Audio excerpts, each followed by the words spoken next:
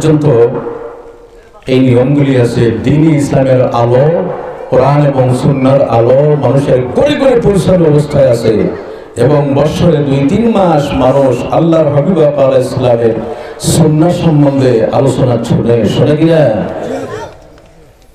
যার জন্য আপনি যদি একটু চিন্তা করেন তাহলে দেখতে পাবেন যে আমেরিকা এই দেশটি 3W দেশ। ডাব্লিউ কয়টা? একটু যদি আওয়াজ দেন কয়টা? ডাব্লিউ মাফ করবেন। WWW। এক ডাব্লিউর অর্থ হলো ওয়েদার। ওয়েদারের কোনো আপনি অবস্থা ঠিক করতে পারবেন না। 1 ঘন্টা আগে বৃষ্টি, আবার 1 ঘন্টা পরে রৌদ্র, দুপুরে রৌদ্র, আবার বিকালে বৃষ্টি, কোনো আগামাতে নেই। আর একটা ডাব্লিউর অর্থ হলো ওমেন। কি একটা কথা বলে ওমেন, তার অর্থ হলো সেখানে কিন্তু মেয়েরা পুরুষদেরকে ডাইভোর্স দেয়। আমাদেরকে মৌসায় বলে তালাক। তালাক দেয় না, কি করে? ডাইভোর্স দেয়। একজন মেয়ে লোক তার স্বামী যে কয়টা আছে কোনো মানুষ বলতে পারবে না। নাউজুবিল্লাহ বলেন না। দেখা যায় 3 মাসের ভিতরে একজন মেয়ে লোক 52টা স্বামী বদলায়। কয়টা? আমাদের দেশে এইভাবে আছে, আল্লাহর শুকর। অলিগনের ওলায়াতের আলো কিন্তু আমাদের কাছে আছে। যদি কোনো বাচ্চাকে দেখে আপনি দেখেন তাহলে জিজ্ঞাসা করেন হোয়াট ইজ ইওর নেম, সে বলবে আমার নাম জোসেফ। আসলে জোসেফ না, ইউসুফ। বিখ্যাত। এরা শুধুমাত্র বিখ্যাত করতে চায়।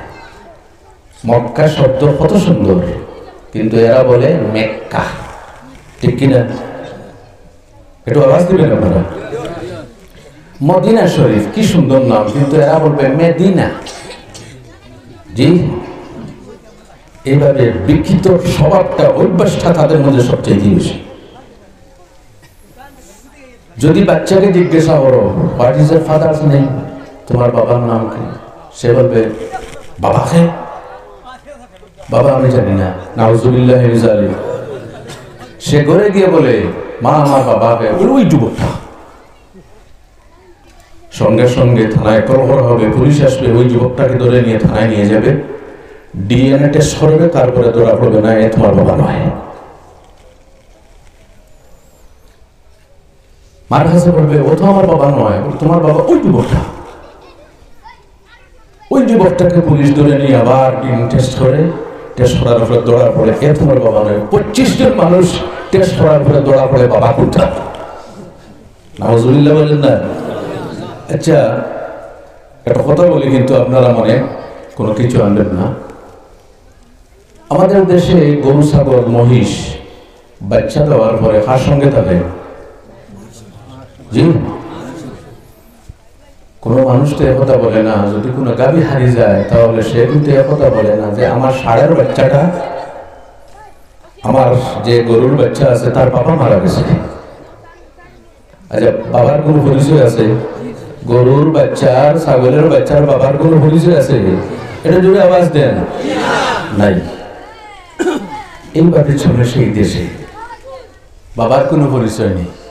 আলহামদুলিল্লাহ আমাদের দেশের মধ্যে এই যে বাংলাদেশ, ভারত, পাকিস্তান, এই যে শ্রীলঙ্কায় অথবা নেপালে যত মুসলমানেরা আছে আজ পর্যন্ত দ্বীন-ই ইসলামের উপর প্রতিষ্ঠিত আছে। আরেকটা ডাব্লিউ হলো ওয়ার, অর্থাৎ এরা শুধুমাত্র যুদ্ধ চায়। দুইটা দেশের মধ্যে যুদ্ধ লাগিয়ে এরা কিন্তু নিজের অস্ত্র বিক্রয় করে। ঠিক কিনা? ওই যে দেশগুলি আছে ওই দেশগুলির মধ্যে না কোনো নবী আগমন করছে, না কোনো ওলি।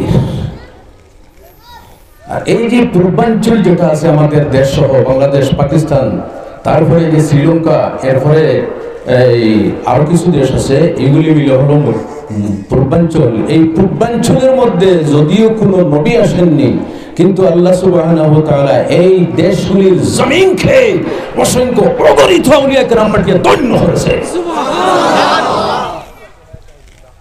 সেই ওলিগণের মধ্যে একজন ওলি আপনাদের এই কুটুইশা রহমতুল্লাহি তাআলা আলাইহি, আপনারা হয়তো দেখেছেন অনেক মানুষ।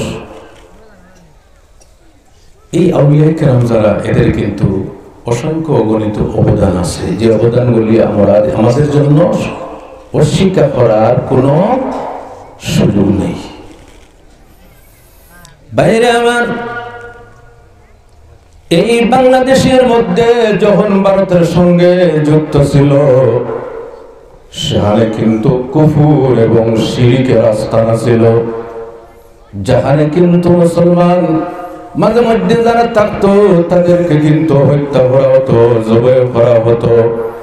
আল্লাহ সুবহানাহু ওয়া তাআলা শাহজালাল মুজাররদে ইমানিকে সেই দেশের দিকে আসার জন্য বললেন। হযরত শাহজালাল মুজাররদে ইমানির সঙ্গে আরো 360 জন নিয়ে আসলেন। জোরে বলবেন সুবহানাল্লাহ। কতজন?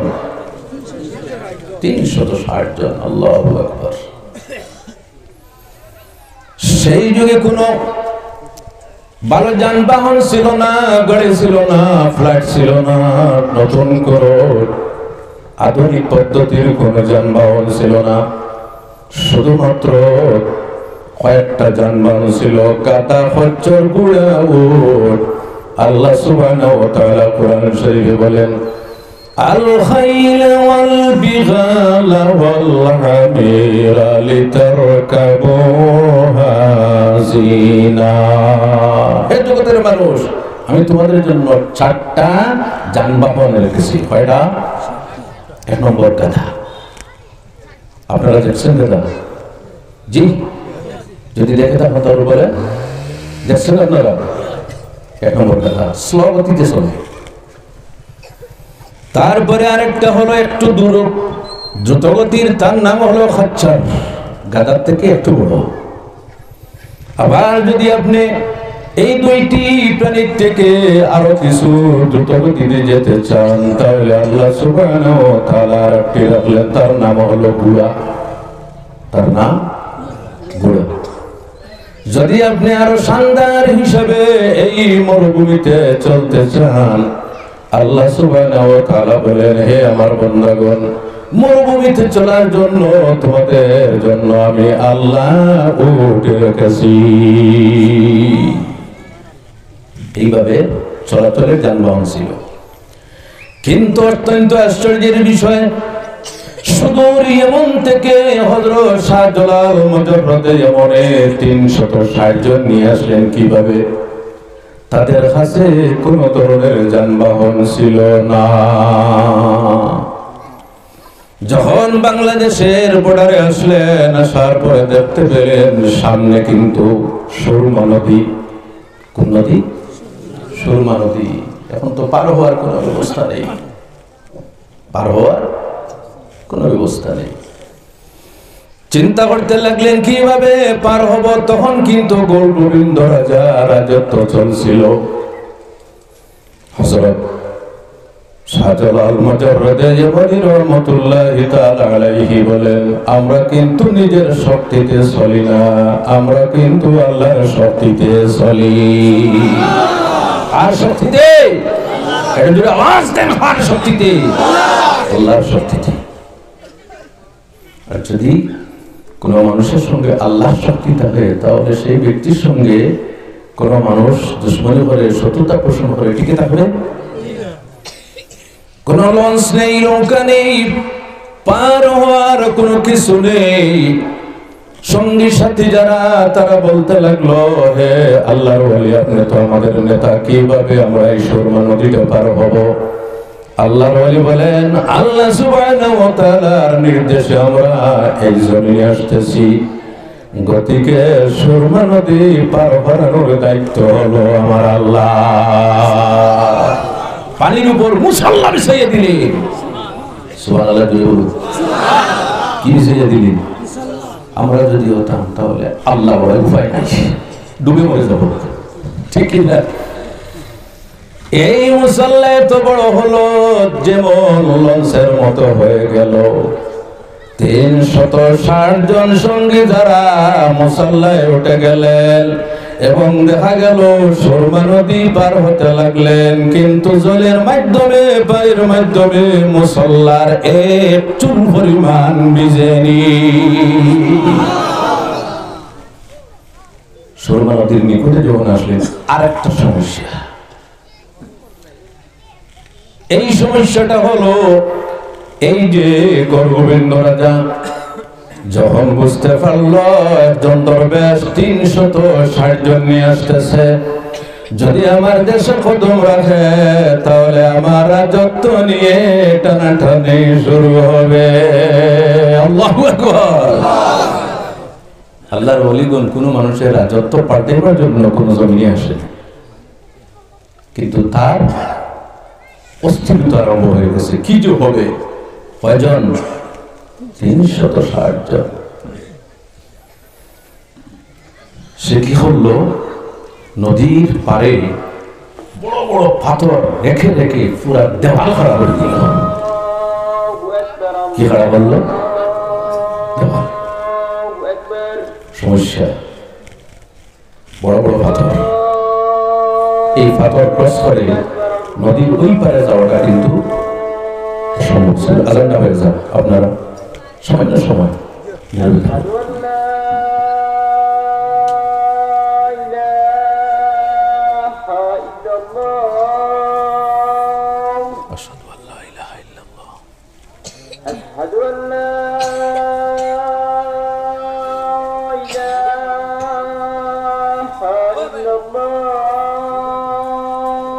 أشهد أن لا إله إلا الله أشهد أن محمد رسول الله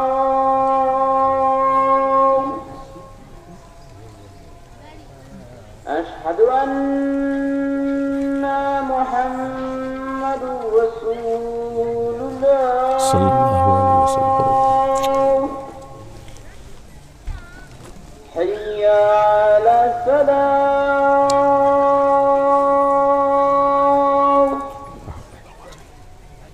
حي على السلام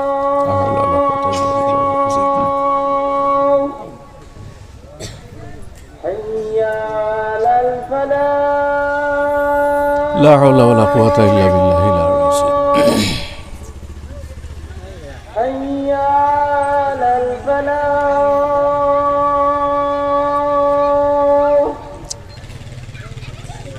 الله أكبر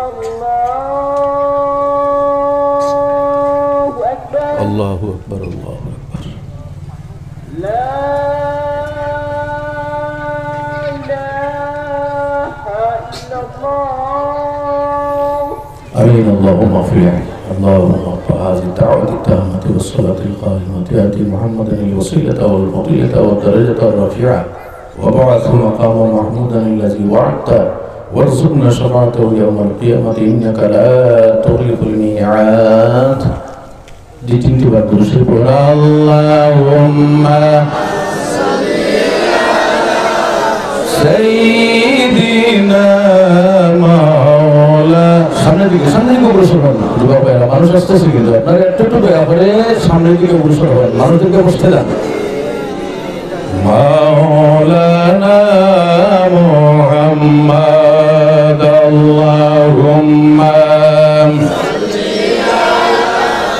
সাইয়্যিদিনা মাওলানা মুহাম্মদ ওয়া আলা আলিহি।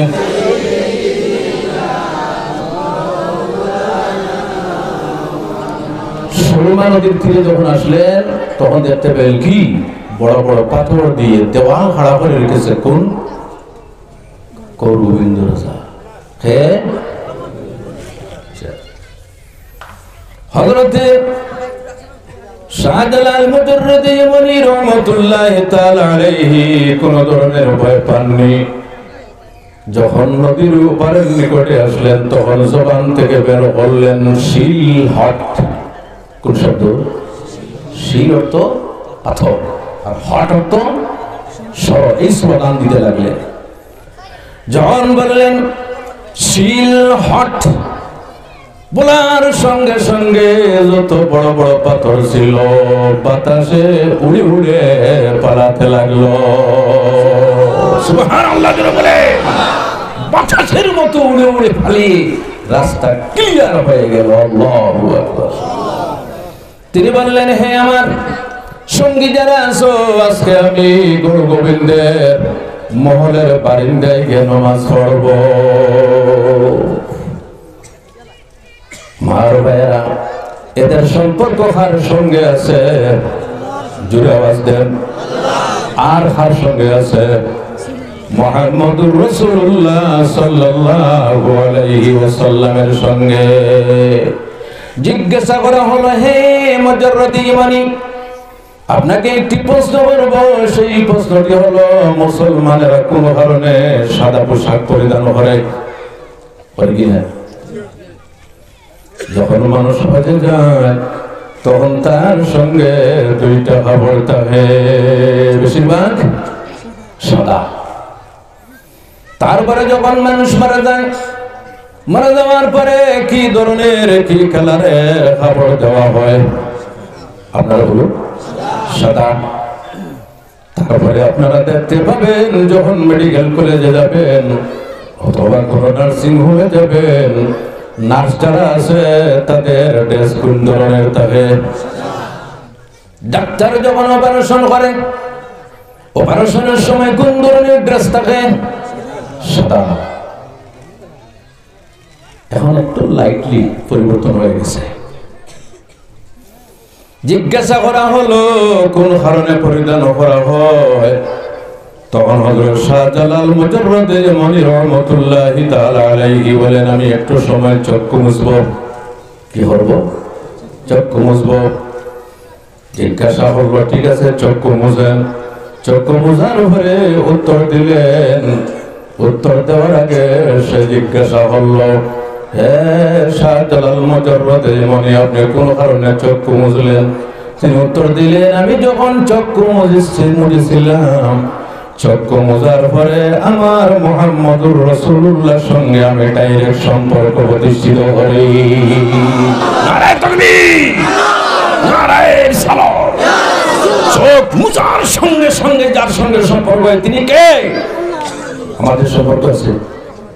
আমরা চক্ষু মুছলে শস্যের ফুল দেখি, জি, কিন্তু আউলিয়া কেরাম যারা যখন চক্ষু মুছে আল্লাহর হাবিব আলাইহিস সালামের সঙ্গে তাদের সম্পর্ক স্থাপিত হয়ে যায়। হযরত শাহজালাল মুজাররদে ইমানির কারণে যে দেশের মধ্যে যে দেশটি কুফরিস্তান ছিল, সেই দেশটি কিন্তু তাদের কারণে সিজদার জায়গায় পরিণত হয়ে গেছে। কোন জায়গায়? সিজদার জায়গায়। ওলিউল্লাহর অবদান সম্বন্ধে কি বলবো ভাইয়া, আপনাদের জানা আছে সরকার দুই ধরনের, একটা হলো বাহ্যিক সরকার আর একটা হলো অভ্যন্তরীণ সরকার। বাহ্যিক সরকারের প্রধানমন্ত্রী আছে, রাষ্ট্রপতি আছে, ক্যাবিনেট মন্ত্রীরা আছে, এমএলএ আছে, এমপি আছে। আর অভ্যন্তরীণ সরকার যেটা, সেটা হলো আউলিয়া কেরামগণের সরকার। সেই আউলিয়া কেরামগণের মধ্যে একজন ওলি থাকেন, গৌস থাকেন, কুতুব থাকেন, আবদাল থাকেন, আওতার থাকেন, আহিয়ার থাকেন, আর সবচেয়ে উপরে থাকেন গৌসে আজম। সবার উপরে কে থাকেন? একটু জোরে আওয়াজ দেন। গৌসে আজম হযরত মাইনুদ্দিন চিশতি রাহমাতুল্লাহি তাআলা আলাইহি আজমিরের জমিনে শায়িত আছেন। হযরত মাইনুদ্দিন চিশতি রাহমাতুল্লাহি তাআলা আলাইহির অবদান কি? আজকে আমরা দ্বীন-ই ইসলাম পেলাম খাদের মাধ্যমে। খাদের আউলিয়া কেরামের মাধ্যমে, খাদের আউলিয়া কেরামের মাধ্যমে। যখন ওই রাজস্থানে খতম রাখলেন, রাখার পরে দেখা গেল বসার কোনো জায়গা নেই। একটা জায়গা সিলেকশন করলেন, সেই জায়গায় বসলেন। সামান্য করে কিছু সংখ্যক মানুষ আসলো, আসার পরে বলতে লাগলো, হে দরবেশ কোন জায়গা থেকে তুমি আসছো? এখানে তো তোমার বসার স্থান নয়, এখানে আমাদের উট যেগুলি আছে সেগুলি রাখার স্থান। সবাই এখান থেকে আমাদের উট বসবে, উট থাকে এখানে কি থাকে, এরপরে গুড়া থাকে। আপনি শুনুন, ঠিক আছে বাবা, এখানে যদি বসতে আমার অসুবিধা হয় তাহলে তোমাদের উট তোমাদের গুড়া বসবে, আমি দিচ্ছি। তাই সেই জায়গা থেকে চলে গেলেন। পরে কি হলো, তারা যখন গুড়াগুলি বাঁধলো, এই গুড়াগুলি রাত্রে যখন বসলো, বসার পরে সকালে আর কোনো গুড়া উঠতে পারে না, কোনো গুড়া। আপনারা আল্লাহ বাসার একটু সামনে দিকে অনুসরণ, একটু দয়া করে, একটু আমার বামে যারা আছেন দয়া করে একটু একটু সামনে দিকে অনুসরণ। আপনারা খারাপ পেয়েছেন, একটু একটু যদি চাপাইয়া বসেন তাহলে একজন ওয়াইজে পাস করতে ভালো লাগে। এটা কিন্তু আজকে প্র্যাকটিস করতেছি। সকালে দেখা যায় এই গুড়াগুলি উঠতে পারে না, শুধুমাত্র জবান থেকে বের হলো যে ঠিক আছে তোমাদের গুড়াগুলি বসবে। এই যে বসবে শব্দ মুখ থেকে বের করেন, যার জন্য সকালে আর কোনো গুড়া উঠতে পারে না। এখন পূজানো হইতেছে দরবেশ, হই খুঁজাইতে খুঁজাইতে দেখা গেল একটা জঙ্গলের মধ্যে দরবেশের কাছে মাপ চাইতেছে, হুজুর জানি না আপনার অবস্থা কি, আপনার জবান থেকে বের হয়েছিল গুড়াগুলি বসবে, এখন তো দেখা যায় এই গুড়াগুলি মাটির থেকে উঠতে পারে না, কোনো কিছু হলো জি বুঝে আবার, ঠিক কিনা? হযরত মুঈনুদ্দিন চিশতি রাহমাতুল্লাহি তাআলা আলাইহির মুখ থেকে বের হলো, ঠিক আছে ওরা উঠবে, বোঝা যায় উনার কথায় চলে, ঠিক কিনা? এটা যদি আওয়াজ দেন বোঝা যায় কি উঠে গেল। তখন এই যে রাজা ছিল তার অনুগামী যারা, তারা বলতে লাগলো, বড় জাদুকর, হ্যাঁ জাদুকর, এর সঙ্গে তো পারা যাবে না। নামাজের সময় আসলো, পানির প্রয়োজন, নিজের খাদিমকে বললেন, হে খাদিম আয়না সাগরে যাও, একটা লোটা তুমি পানি আনো ওযু করার জন্য। সেই খাদিম যখন গেল, যাওয়ার পরে ওরা কিন্তু পানি দিতে রাজি না, পানি দেব না, কে কারণে না, পানির মালিক উনি নন, আমরা।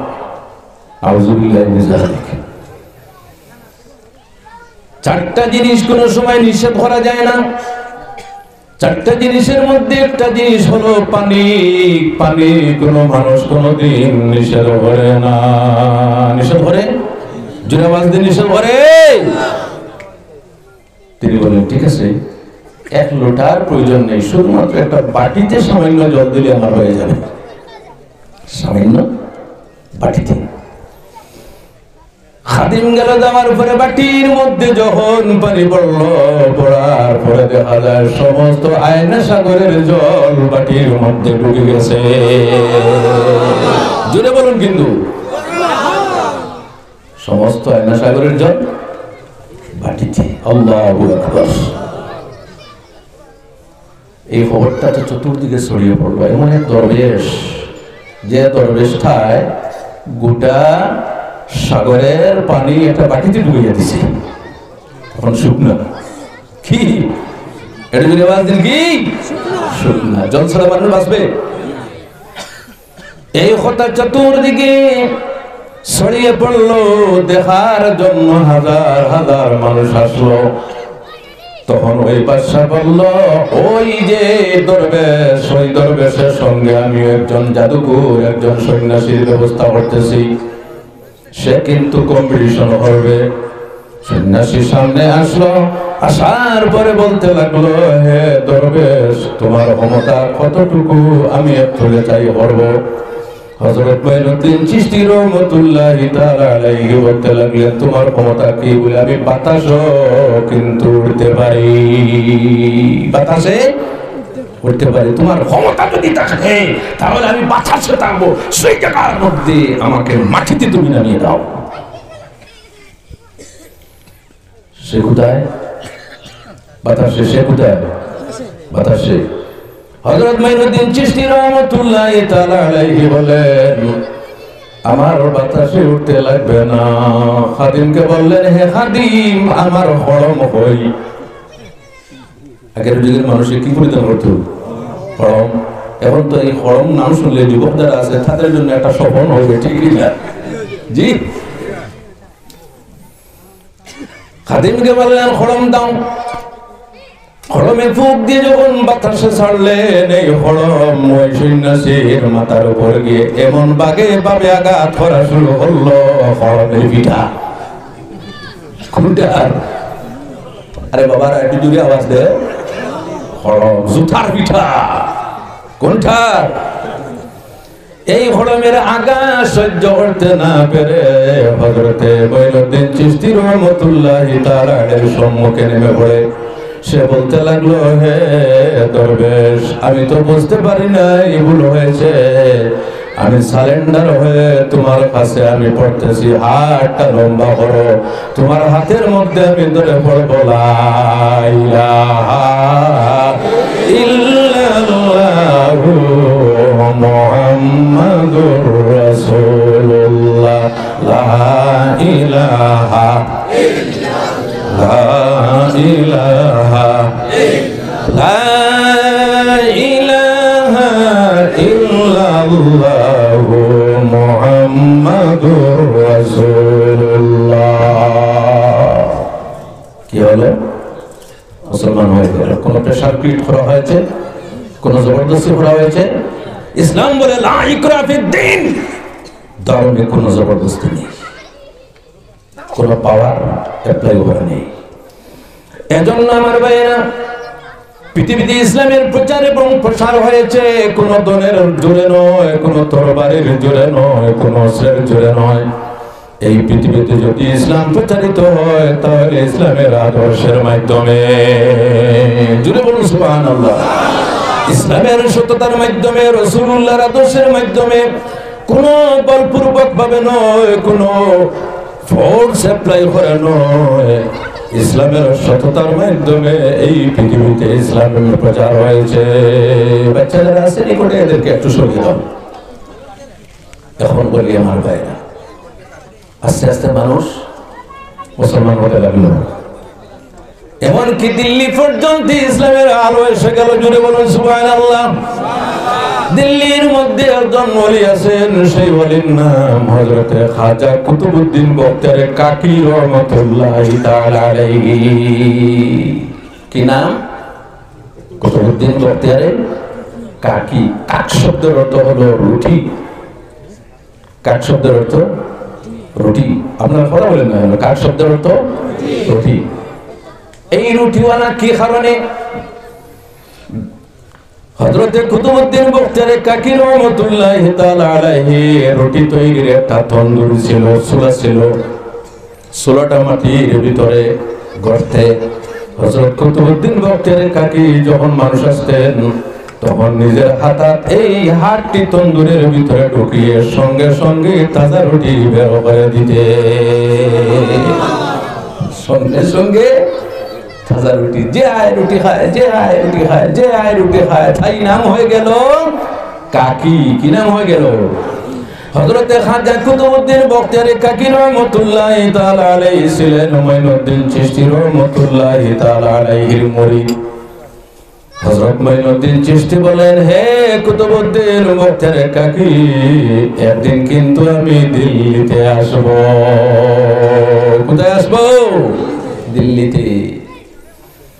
এই যে চর্চা চতুর্দিকে হয়ে গেল, চর্চা করা লাগে না, অ্যাডভার্টাইজ করা লাগে না।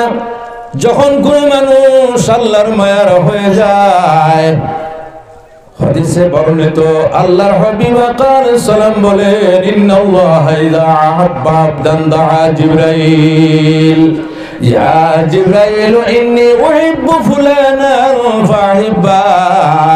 যখন আল্লাহ সুবহানাহু ওয়া তাআলা কোন বান্দাকে ভালোবাসেন তখন জিবরাইলকে ডেকে বলেন, হে জিবরাইল, আমি আমার অমুক বান্দাকে ভালোবাসি, হে জিবরাইল তুমি আমার বান্দাকে ভালোবাসো। শুধুমাত্র তুমি ভালোবাসলে হবে না, এই আকাশের যত ফেরেশতা আছে তাদেরকে বলো এই বান্দার সঙ্গে ভালোবাসা রাখতে। শুধুমাত্র আকাশে নয়, এই জমিনে জানাইয়া দেও জমিনবাসী যারা আছে, জিন্নাত ইনসান গাছ বৃক্ষলতা পাতা সবাইকে বলো এই বান্দার সঙ্গে ভালোবাসতে। সুবহানাল্লাহ। দিল্লিতে আসতেছেন, একটু যদি সময় দেয় তার একটু টাকা হবে, আপনারা তো শুরু করুন। আল্লাহ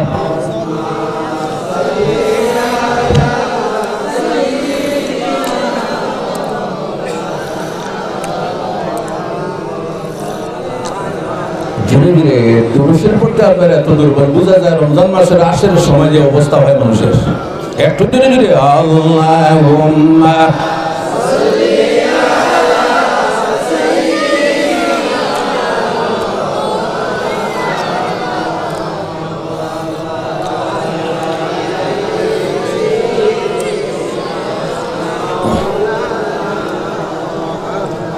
চর্চা আল্লাহর পক্ষ থেকে করা হয়। কার পক্ষ থেকে?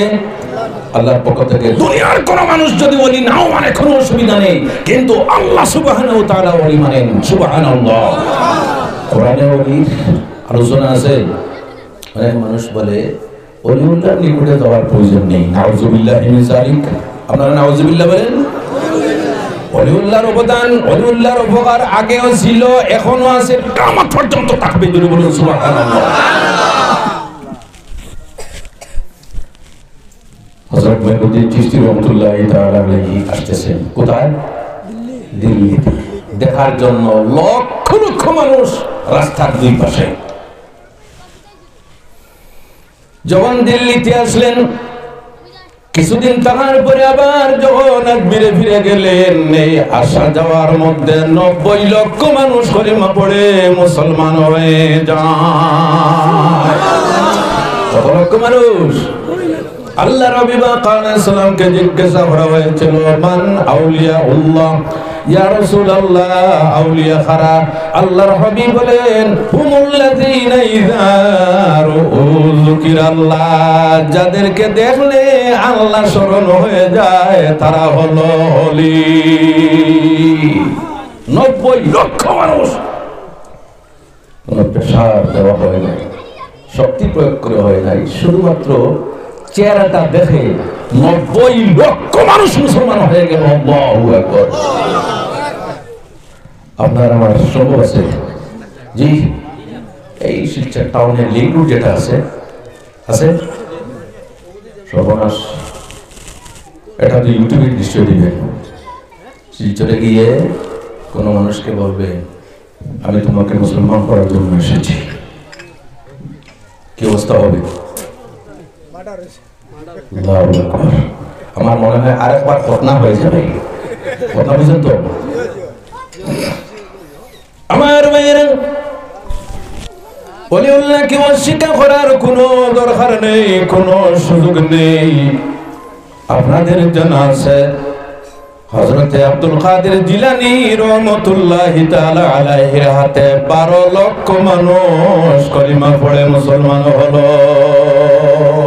কত লক্ষ মানুষ? 12 লক্ষ মানুষ। আমি আরো একটি অগ্রসর হই। মজহব কয়টা? 4টা। একটু জোরে আওয়াজ দেন। মজহব 4টা। একটা হলো হানফি, শাফি, মালিকি, হাম্বলি। আপনারা তো ছোটবেলায় মক্তবে পড়েছেন, কেন বলেন না? কয়টা মজহব? 4টা। হানফি, শাফি, মালিকি, হাম্বলি। এই যে 4 জন বরহক আল্লাহর ওলি, শুধুমাত্র ইমাম নয়, জবরদস্ত ওলিউল্লাহ ছিলেন 4 জন। আল্লাহু আকবার। এই 4 জন যে কোনো ওলির কাছে যেতেন। আপনারা যদি বড় কিতাব যদি পড়েন তাহলে আপনারা দেখবেন ইমাম আবু হানিফা রাহমাতুল্লাহি তাআলা আলাইহি কয়েক লক্ষ সনদ সহ হাদিসের হাফিজ ছিলেন। তিনি একজন মাসুব ওলির কাছে যেতেন, নাম হলো বাহলুল দানা রাহমাতুল্লাহি তাআলা আলাইহি। কি নাম? বাহলুল দানা রাহমাতুল্লাহি তাআলা আলাইহি। ওলিউল্লাহর কিছু কোয়ালিটি আছে, এক শ্রেণীর আছে যারা আল্লাহ আল্লাহ করতে করতে হুশ বুদ্ধি শেষ হয়ে যায়, এর নাম মাজজুব। এর নাম কি? আমাদের মধ্যে এক শ্রেণীর মানুষ আছে যে কোনো পাগলকে দেখে বলে মজজুব। না না, যে কোনো পাগল মজজুব নয়, কিন্তু প্রকৃত মজজুব যদি হয় তাহলে পাগলের মধ্যে হবে। যারা রাখবে বর্তমান যুগটা তো ফিতনার যুগ, বন্ডরাও আছে, আছে কিনা? লঙ্গর যদি সঙ্গে থাকে তাহলে নাম হয়ে যায় লঙ্গসা।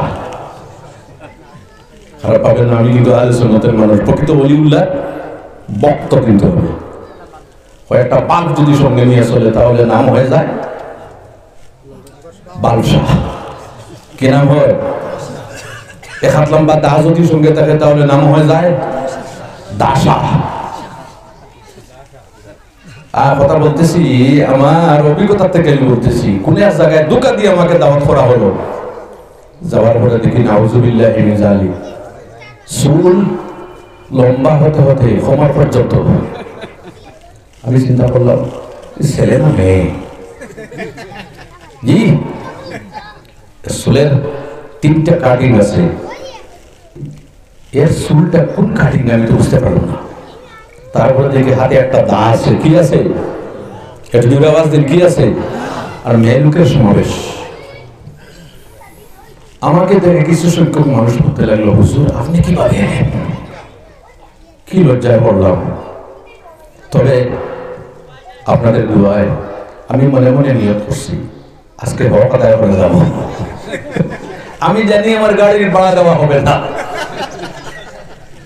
আমি জানি আজকে কিন্তু আমার গাড়ির ভাড়া পাবো না, দাওয়াতও পাবো না। হক কিন্তু আদায় করবো। কি আদায় করবো? একটু যদি আওয়াজ দিন, কি আদায় করবো? ইন্নামা ইয়াখশাল্লাহ মিন ইবাদিহিল উলামা। যদি আল্লাহকে ভয় করেন তাহলে হক্কানি আলিমের আল্লাহকে ভয় করেন। আমি কিন্তু হক্কানি নয়, হক্কানি যারা তাদের দুনো সমান। কিছু মানুষ আমার নাম শুনে গেল, দেওয়ার পরে বললো, হুজুর আপনি বিন্দু পরিমাণ কোনো চিন্তা করবেন না, যদি আপনার জন্য রক্ত দিতে লাগে তাহলে আমরা আছি। সুবহানাল্লাহ বলেন না? বাড়ার চিন্তা করবেন, আমরা আছি। ঠিক আছে, আজকে কিন্তু হকটা আদায় করা যাবে।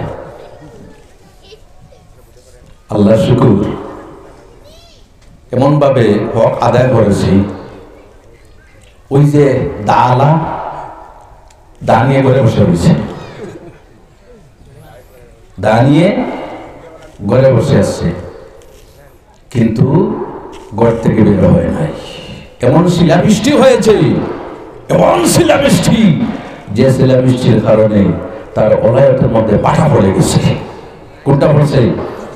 এর জন্য আমার ভাইয়েরা, যদি হুশ বুদ্ধি থাকে, বিবেক থাকে, দিন বুঝে, রাত বুঝে, সকাল বুঝে, সন্ধ্যা বুঝে, নারী বুঝে, স্ত্রী বুঝে, জমিন বুঝে, আসমান বুঝে, ঠান্ডা বুঝে, গরম বুঝে, আবার টাকাও বুঝে, সে যদি মারিফতের দাবি করে আর বলে আমার নামাজ নাই, তাহলে আপনারা বলবেন সে কিন্তু ওলি নয়, সে হলো 1 নম্বর বন্ড এবং 1 নম্বর শয়তান।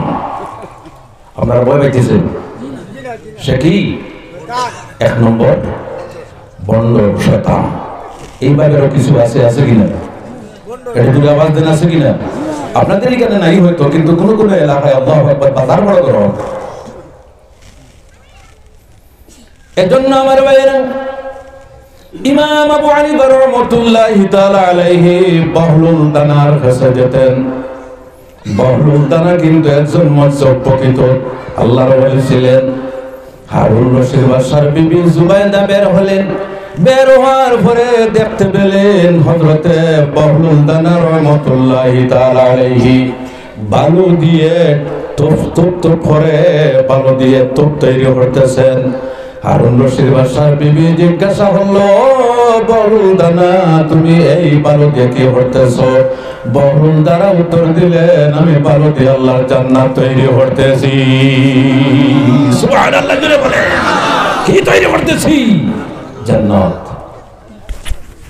ও বাহ, আরে জান্নাত কি দুনিয়াতে পাওয়া যায়? বিবি জুবাইরা জিজ্ঞাসা করলো, হে বালুল দানা কোন একটির জন্য তোমার কাছে কি বিক্রয় করবে? তিনি উত্তর দিলেন, তোমার কাছে বিক্রয় করবো একটা জান্নাতের দাম হলো 20 দিরহাম। কত দিরহাম? 20 দিরহাম দিয়ে জান্নাত ক্রয় করে বাদশার কাছে গেলেন। রাত্রে হারুন রশিদ বাদশাহ স্বামীর কাছে বলতে লাগলেন, আদরের স্বামী, আমি আজকে একটা জান্নাত ক্রয় করে এসেছি। কি জান্নাত? বাদশাহ শুনে উপহাস করলো, নির্লেপ করলো, জান্নাত কি দুনিয়াতে পাওয়া যায়? জি। হারুন রশিদ বাদশাহ যখন ঘুমাইল, ঘুমের মধ্যে স্বপ্নে দেখে কিয়ামত প্রতিষ্ঠিত হয়ে গেছে, মানুষ চতুর্দিকে দৌড়াইতেছে। হারুন রশিদ বাদশাহ একটা মহলের সামনের দিকে যাইতেছেন, তখন দেখতে পেলেন একটা মহলের সামনে লেখা হাযিহি লিজুবাইদা, এই জান্নাতটা আমি জুবাইদার জন্য রেখেছি। এটা জোরে আওয়াজ দেন সুবহানাল্লাহ। এই মহলটা কার জন্য? সঙ্গে সঙ্গে বাদশার ঘুম শেষ। এর আগে কিন্তু তিনি চিন্তা করলেন, আমার বিবির মহল যখন, তখন এই মহলে আমার ঢুকার পারমিশন আছে কিনা? এটা তো দুনিয়ার নীতি, বিবির জামাল স্বামীর, এই বিবিও স্বামীর, বিবির যা কিছু আছে হার স্বামীর। যখন আরো রশিদ বাদশাহ প্রবেশ করতে চাইল, ফেরেশতারা বাধা দিল, হে বাদশাহ এটা কিন্তু দুনিয়ার নীতি নয়, এটা কিন্তু আপনার শ্রী জুবাইদার জন্য আল্লাহ সুবহানাহু ওয়া তাআলা বরুল দানার কারণে আল্লাহ রেখে দিয়েছেন। ঘুম থেকে জাগ্রত হয়ে বলতে লাগলেন, আমার শ্রী, এই যে বরুল দানার কাছে তুমি আমাকে নিয়ে যাও, আমি একটা জান্নাত কিনবো। বিবি জুবাইদা যখন নিজের স্বামীকে নিয়ে গেলেন, যাওয়ার পরে দেখলেন ওই জায়গাতে, জিজ্ঞাসা হলেন, হে আল্লাহর ওলি, জান্নাত বিক্রয়ের আর কোনোটা আছে? জি। বরুল দানা বললেন, আছে, কিন্তু এখন দাম বেশি হবে। বুঝতে পারতেছেন আপনারা? আছে কিন্তু এখন, এটা জোরে আওয়াজ দেন, দাম বেশি। কত দাম? তোমার স্বামীকে নিয়ে এসেছো, তোমার স্বামী যদি গোটা বাদশাহী যদি আমার হাতে তুলে দেন, তাহলে একটা জান্নাত আমি দিব। সুবহানাল্লাহ। হারুন রশিদ বাদশাহ জিজ্ঞাসা করল, হে বালুল দানা আমার বিবির কাছে বিক্রয় করলে শুধুমাত্র 20 টাকায়, আজকে দেখা যায় সমস্ত বাদশাহী আমার দিতে লাগবে।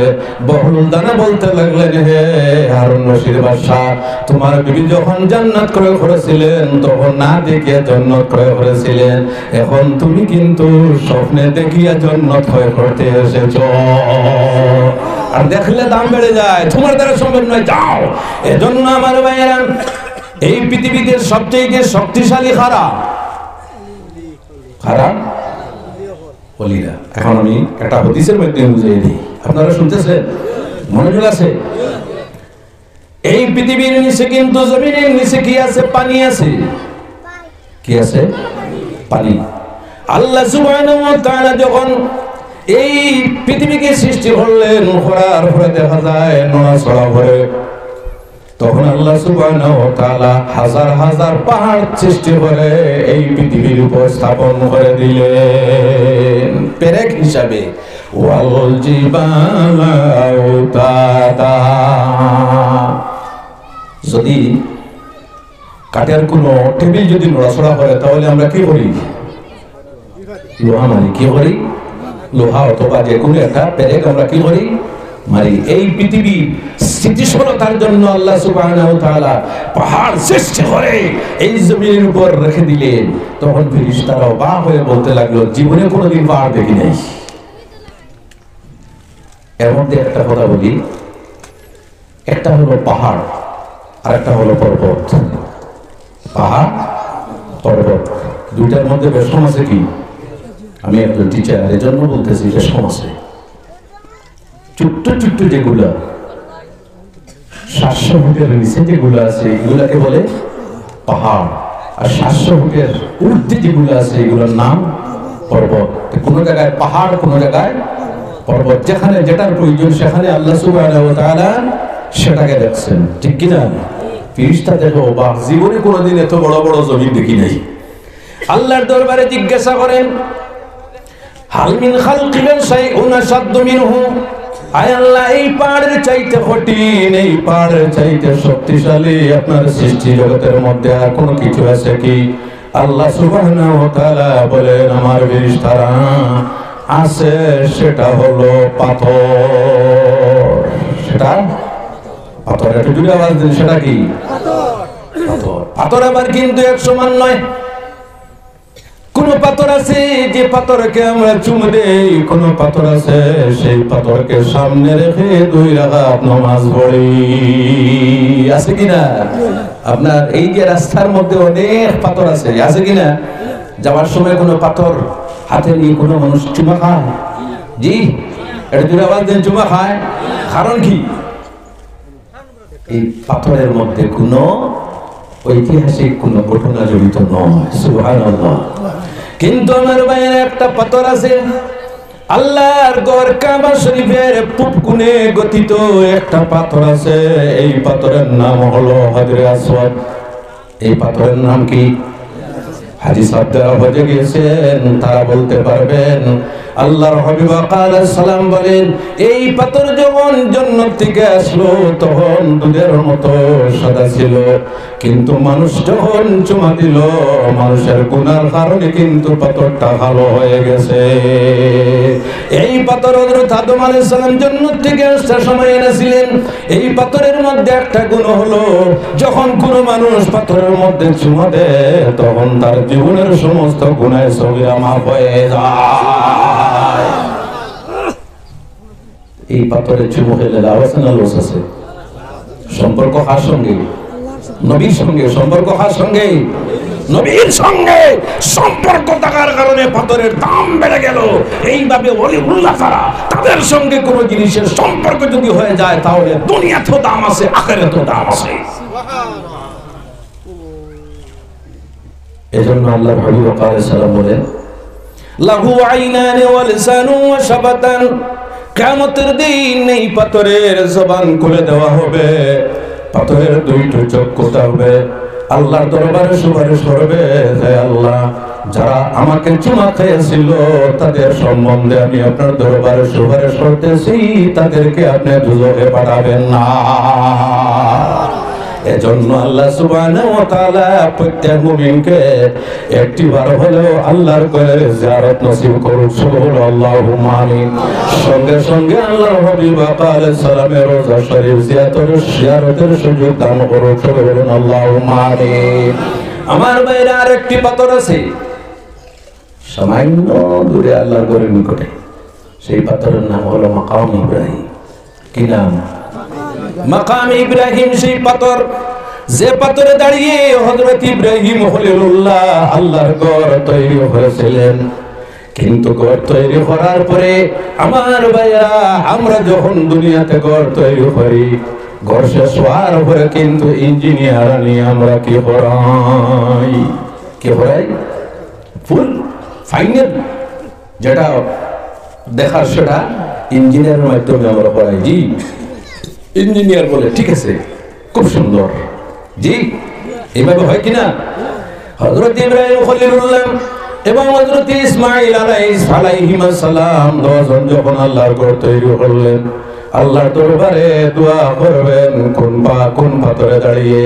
সেই মাকামে ইব্রাহিমে দাঁড়িয়ে আল্লাহর দরবারে দোয়া করতে লাগলেন, রব্বানা ওয়াবআস ফীহিম রাসূলাম মিনহুম ইয়াতলু আলাইহিম আয়াতিকা ওয়া ইউআল্লিমুহুমুল কিতাবা ওয়াল হিকমাতা ওয়া ইউযাক্কিহিম ইন্নাকা আনতাল আজিজুল হাকীম।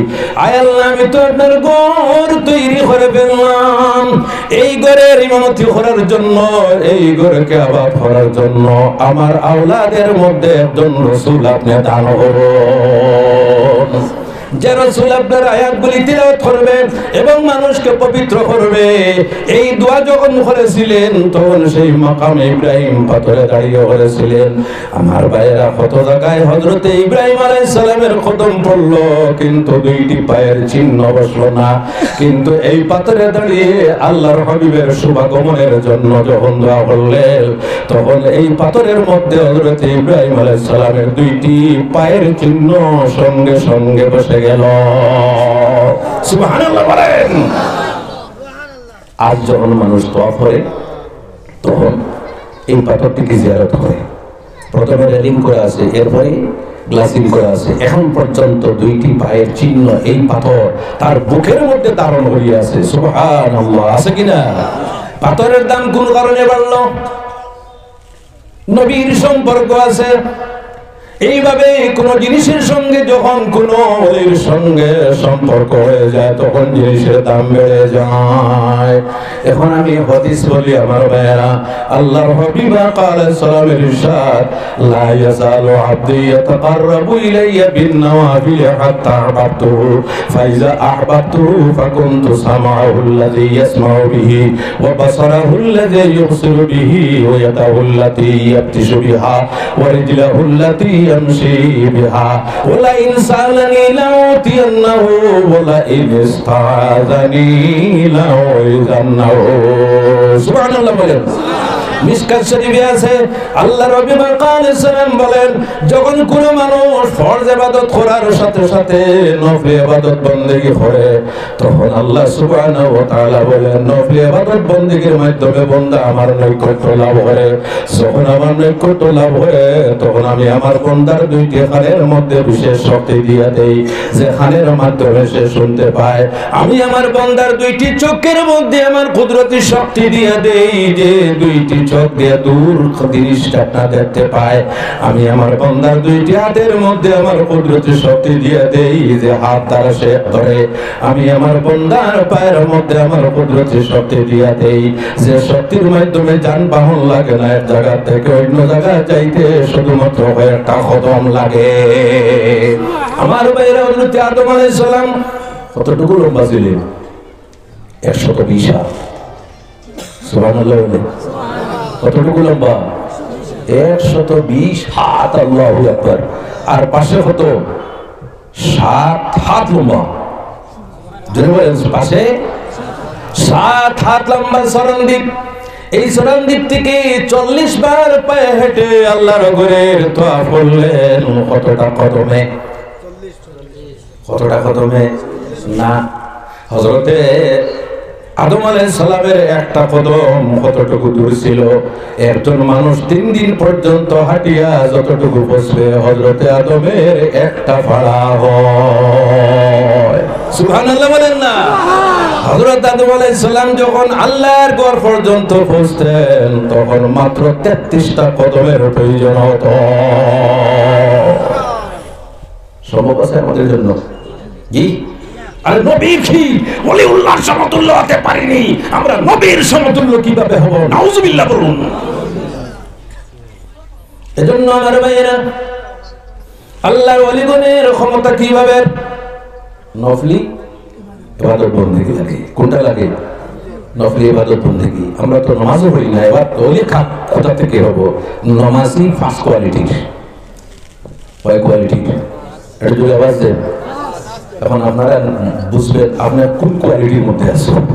জি বলবো? বলবো? একটু আওয়াজ দেন, বলবো? আপনাদের মধ্যে জোশ নেই। আমি যখন বাংলাদেশ বর্ডারে যখন যাই, আল্লাহু আকবার, মানুষের মধ্যে জুস, একজন ওয়াইজ 1 ঘন্টা ওয়াজ করার কথা, কিন্তু তাদের জুস দেখে 1.5 ঘন্টা 2 ঘন্টা ওয়াজ করতে লাগে।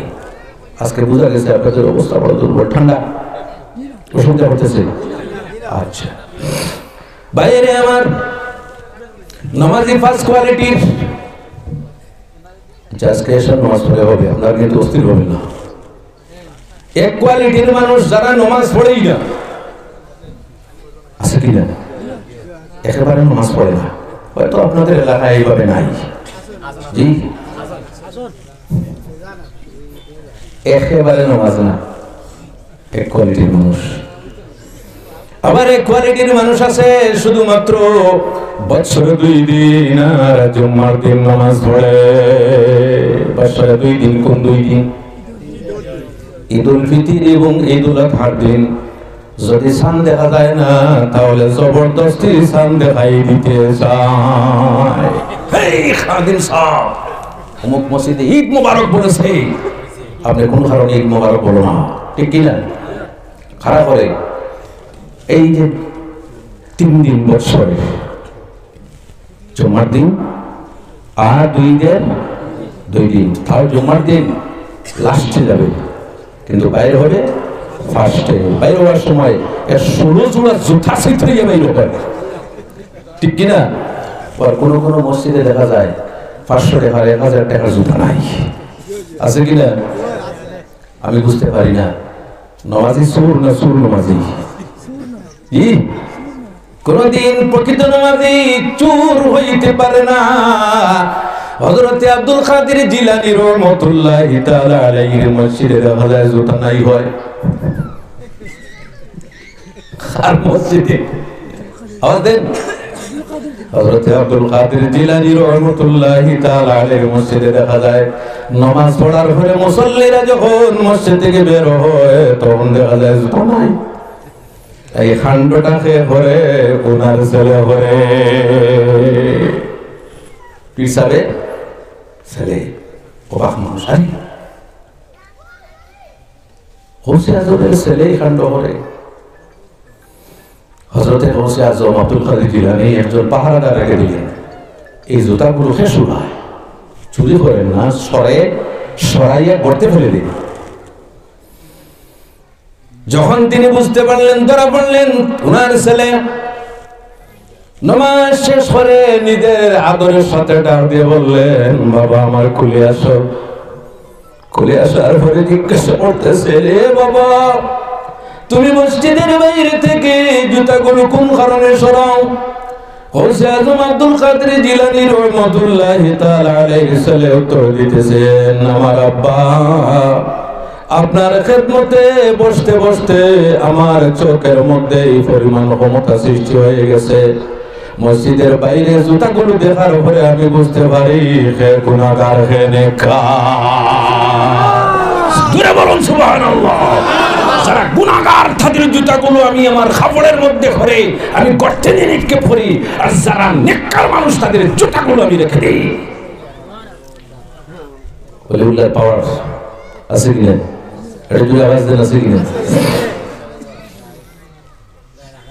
তাহলে দেখা যায় এক শ্রেণীর মানুষ আছে যারা শুধুমাত্র 2 দিন আর জুমার দিন, তার জুমার দিন বাধ্যতামূলক। জি, আচ্ছা, কয় কোয়ালিটির? 2 কোয়ালিটি গেল।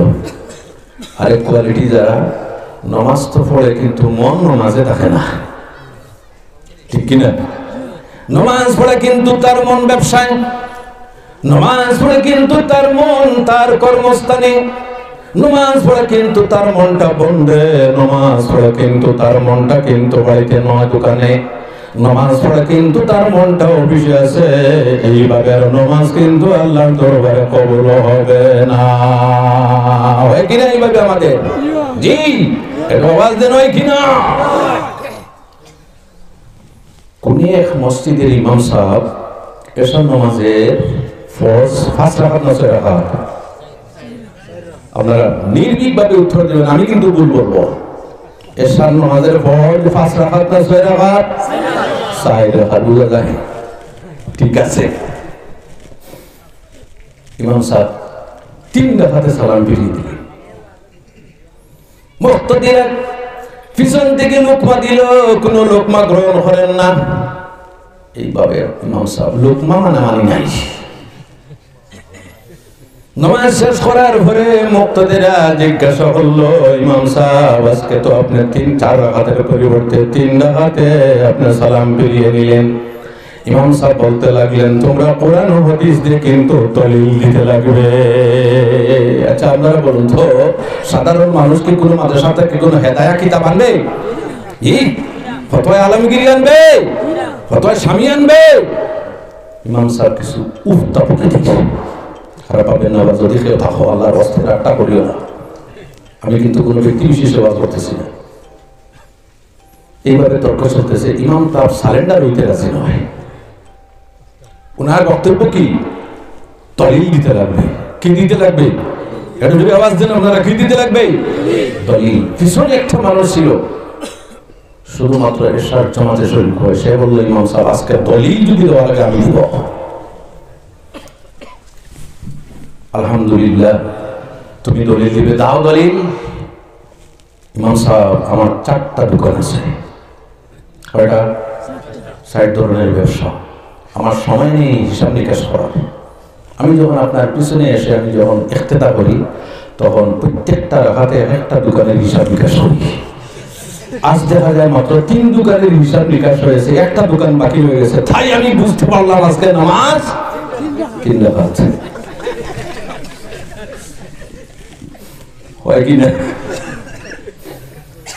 নামাজে যখন মানুষ দাঁড়ায়, দাঁড়ানোর উপরে দেখবা এমনিতে সুলকানি আরম্ভ হয়ে যায়। জি, নামাজে যখন মানুষ দাঁড়ায় তখন অকল্পনীয় ভাবে তার মনের মধ্যে কথাগুলো স্মরণ হয়। এটা কিন্তু এক ধরনের শয়তানের মাধ্যমে হয়। এক ধরনের শয়তানের মাধ্যমে। এই যে শয়তান কুকুরের মতো। শয়তান কি? এটা যদি আবার শয়তান কি? কুকুরের মতো। যদি কোনো মানুষের বাড়িতে কুকুর থাকে, গেটের মধ্যে লেখা থাকে সাবধান, কুকুর হইতে সাবধান লেখা থাকে কিনা? এই কুকুর হইতে সাবধান দেখার সঙ্গে সঙ্গে মানুষ এমন সাবধান হয় তার হাড়ের মধ্যে বাড়ি মারে, ঠিক না? কিন্তু ওই করে তার কাজ আছে, মালিকের সাথে তার কাজ আছে। কুকুরটা কিন্তু পাতা নয়। তখন সে বলবে, মালিক তোমার কুকুরটা সামাল দে। কাকে বলবে? কাকে বলবে? মালিককে বলবে, হে মালিক তোমার কুকুরটা সামাল দেও, না হলে সে কি করবে? ক্ষতি করবে। এজন্য আমার ভাইয়েরা, এই যে শয়তান হলো কুকুর, যখন মসজিদের মধ্যে যাবেন, যাওয়ার পরে আপনি তরিমা বান্দার পরে কোনটা পড়বেন? আউযু বিল্লাহি মিনাশ, আমার সঙ্গে বলুন, আউযু বিল্লাহি মিনাশ শাইতানির রাজিম। আপনি ঘরে ঢুকতেছেন, আল্লাহর ঘরে। কার ঘরে? এটা যদি আওয়াজ দেন, আল্লাহর ঘর কোনটা? মসজিদ। একটু জুড়ে আওয়াজ দেন, আল্লাহর ঘর কোনটা? আল্লাহর ঘরে ঢুকতেছেন, মালিককে বলুন, মালিক আউযু বিল্লাহি মিনাশ শাইতানির রাজিম। হে মালিক, এই যে শয়তান কুকুর যেটা আছে, সেই কুকুর হইতে আমি আশ্রয় প্রার্থনা করতেছি আপনার দরবারে। এই শয়তানটাকে আমার কাছ থেকে আপনি সরিয়ে দাও, ঠিক কিনা? এজন্য আমার ভাইয়েরা, এই যে যারা শুধুমাত্র নামাজ পড়ে কিন্তু মনটা নামাজের মধ্যে থাকে না, মন নামাজের মধ্যে থাকার জন্য কোনো মেডিসিন আছে কি? জি, সেইটার মেডিকেল কলেজে যাবেন, যাওয়ার পরে ডাক্তারকে আপনি বলবেন, ডাক্তার সাহেব নামাজ পড়ে কিন্তু মন থাকে না, কোনো প্রেসক্রিপশন দেন। জি, ডাক্তার দেবে? হ্যাঁ দেবে। ডাক্তার বলবে, ওকে কিন্তু কি পাগলা খানায় মিশন হলো, ঠিক না? নামাজের মধ্যে মন থাকার জন্য দুনিয়ার কোনো মেডিসিন নেই, কোনো ফার্মেসিতে পাবেন না, কোনো ডাক্তারের কাছে পাবেন না। আর নামাজের মধ্যে মন তাহার জন্য আল্লাহ রাসূলের কাছে মেডিসিন পাবে। সুবহানাল্লাহ বলে বলবো না আজকে ছাড়ি দিই। নামাজের মধ্যে মন তাহার জন্য আল্লাহ নবী সাল্লাম বলেন, মিশকাত শরীফের মধ্যে একটা হাদিস আছে, প্রথম হাদিস। তারপরে কিন্তু যে হাদিসটি হলো হাদিসে জিবরাইল। কি হাদিসে জিবরাইল, হযরতে জিবরাইল আলাইহিস সালাম আল্লাহর নিকটে আসার পরে আদমের সাথে বসলেন। বসার পরে একটা প্রশ্ন করলেন, এই প্রশ্নের উত্তরের সাথে সাথে রাসূলুল্লাহ দিয়ে দেন। তার মধ্যে একটা প্রশ্ন ছিল, কোয়েশ্চন। সেই প্রশ্নটি ছিল, মাল ইহসান ইয়া রাসূলুল্লাহ, ইহসান কি? আল্লাহর হাবিব বলেন, আনতা'বুদাল্লাহা কাআন্নাকা তারা ফাইল্লাম তাকুন তারাহু ফাইন্নাহু ইয়ারাক। যখন তোমরা ইবাদত বندگی করবে, যখন তোমরা নামাজ পড়বে, তোমরা মনে করবে আল্লাহ যেন দেখতেছো। সুবহানাল্লাহ। কি? আল্লাহ যেন দেখতেছো। যেন শব্দ আছে, এই চর্মচক্ষু দ্বারা পৃথিবীতে আল্লাহ দেখা সম্ভব নয়। এজন্য রাসূলুল্লাহ বলেন, যখন তোমরা নামাজে দাঁড়াবে তখন তোমরা মনে করবে আল্লাহ যেন দেখতেছো। বুঝতেছেন আপনারা? আমার ভাইরা, হাদিসে বর্ণিত দুই সময় ফেরেশতার ডিউটি বদলায়। কয় সময়? দুই সময়। আসর আর ফজরের সময়ে ফেরেশতাগণের ডিউটি পরিবর্তন হয়। আসরের সময় যে ফেরেশতারা আসেন তারা ফজরের সময় যায়, ফজরের নামাজের পরে যায়। আর ফজরের নামাজের সময় যারা আসেন তারা পরদিন আসরের নামাজের পরে যায়। কোথায় যায়? আল্লাহর দরবারে। কোথায়? আল্লাহর দরবারে যাওয়ার পরে আল্লাহ সুবহানাহু ওয়া তাআলা জিজ্ঞাসা করেন, হে ফেরেশতারা, আইনা তারাকতুম ইবাদি, আমার বান্দাগণকে তোমরা কি অবস্থায় রেখে এসেছো? ফেরেশতারা উত্তর দেন, আতাইনাহুম ওয়া হুম ইউসাল্লুন ওয়া তারাকনাহুম ওয়া হুম ইউসাল্লুন। আয় আল্লাহ, যখন আমরা গেলাম, যাওয়ার পরে দেখলাম নামাজ পড়তেছে, আর যখন আমরা ওদেরকে ছেড়ে আসলাম তখন দেখি নামাজ পড়তেছে। সুবহানাল্লাহ বলে। আল্লাহ সুবহানাহু ওয়া তাআলা বলেন, হে আমার ফেরেশতাগণ, তোমরা উত্তর দাও, এরা কি আমাকে দেখছে? ফেরেশতারা উত্তর দেয়, আল্লাহ দেখে নাই। না দেখে যদি ইবাদত করে, যদি আমাকে দেখতো তাহলে তাদের কি অবস্থা হতো? ফেরেশতারা উত্তর দেন, আল্লাহ যদি দেখে দিত তাহলে পরিবার পরিজন আত্মীয় স্বজন ঘর বাড়ি ছেড়ে দিয়ে আপনার দেওয়া হয়ে যেত। আল্লাহ সুবহানাহু ওয়া তাআলা বলেন, হে ফেরেশতাগণ, তোমরা বলো এদের পুরস্কার কি? ফেরেশতারা বলেন, আপনি ভালো জানো। আল্লাহ সুবহানাহু ওয়া তাআলা বলেন, হে ফেরেশতারা, তোমরা সাক্ষী দাও। আল্লাহর সাক্ষীর প্রয়োজন নেই, তবু কিন্তু মর্যাদা বাড়ানোর জন্য আল্লাহ বলেন, হে তোমরা ফেরেশতাগণ, তোমরা সাক্ষী দাও, যারা নামাজ পড়লো আমি আল্লাহ সুবহানাহু ওয়া তাআলা তাদের জীবনের সমস্ত গুনাহগুলি মাফ করে দিলাম। নামাজে লাভ আছে না লস আছে? লাভ আছে। তাহলে পড়তে রাজি আছি? যুবক যারা আছো পড়তে রাজি আছো? আচ্ছা, এজন্য আমার ভাইরা,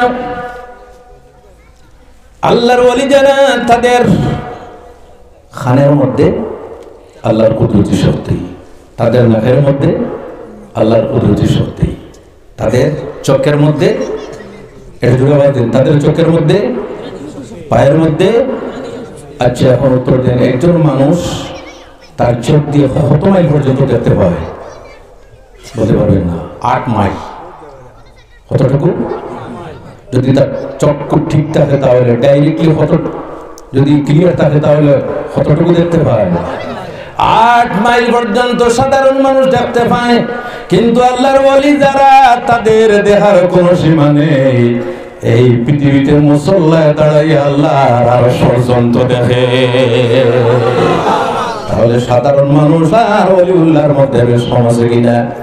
একটা ঘটনা বলি আমার ভাইয়েরা, যত সাহাবায়ে কেরাম সমস্ত টপ লেভেলের ওলি, আল্লাহ রাসূল সাল্লাল্লাহু আলাইহি ওয়াসাল্লামের কাছে যখন গিয়ে কোন মানুষ বাইত গ্রহণ করে সঙ্গে সঙ্গে ওলায়তের যত স্তর আছে সমস্ত স্তর একসঙ্গে আপনার ক্রস করে নেয়। সুবহানাল্লাহ।